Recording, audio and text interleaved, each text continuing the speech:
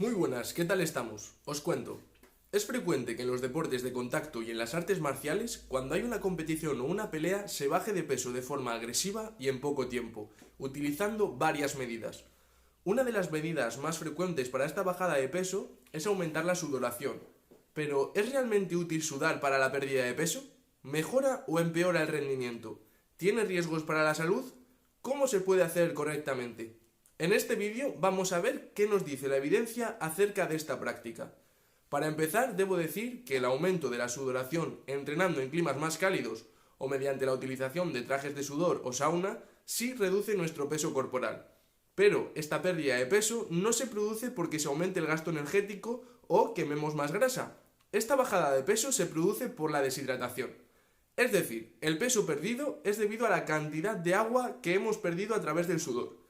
De tal manera que cuando nos rehidratemos, el peso del agua perdida va a volver a su origen.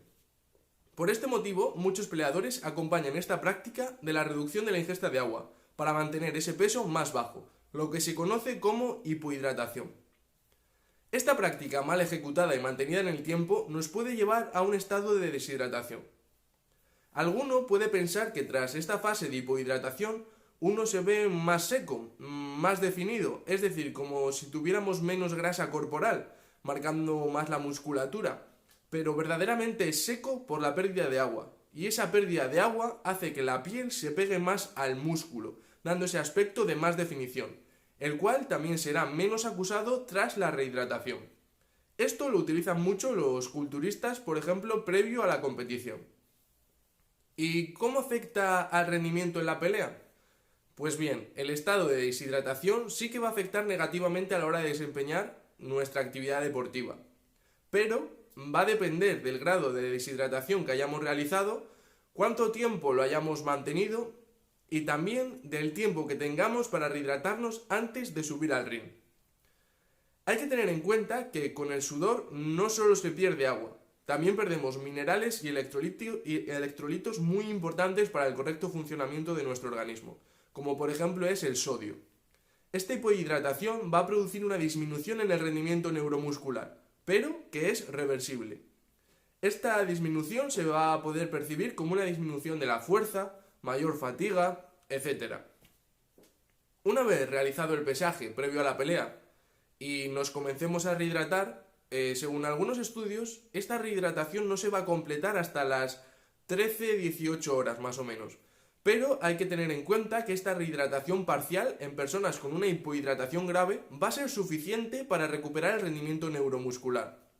Por este motivo, como hemos comentado, va a ser muy importante tener en cuenta para la recuperación el tiempo que tenemos entre el pesaje y la pelea para poder estimar el grado de hipohidratación que podemos asumir para no perder rendimiento.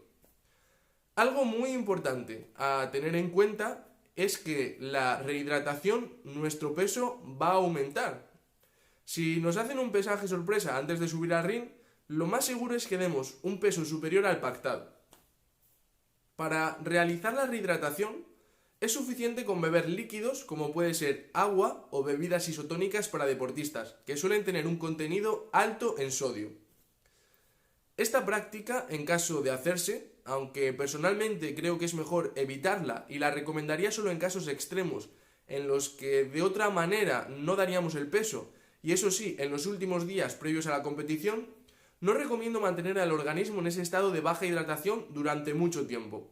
Y por tanto, esta práctica no debe ser la primera herramienta para pretender una bajada de peso. Ahora voy a pasar a explicar qué síntomas debemos detectar para darnos cuenta de que estamos haciendo una hipohidratación demasiado agresiva. Y en ese caso es recomendable parar y reajustar el protocolo de pérdida de peso, ya que empezamos a tener una deshidratación leve y moderada. Esos síntomas van a ser sed excesiva, mucosas como la boca muy secas y pegajosas, orinar muy poco y muy concentrado, vamos a ver la orina muy oscura, piel muy seca y fría, dolor de cabeza y calambres musculares. Hay que tener en cuenta que los siguientes síntomas que voy a comentar ahora ya nos van a indicar una deshidratación grave que puede comprometer nuestra salud si no hacemos nada.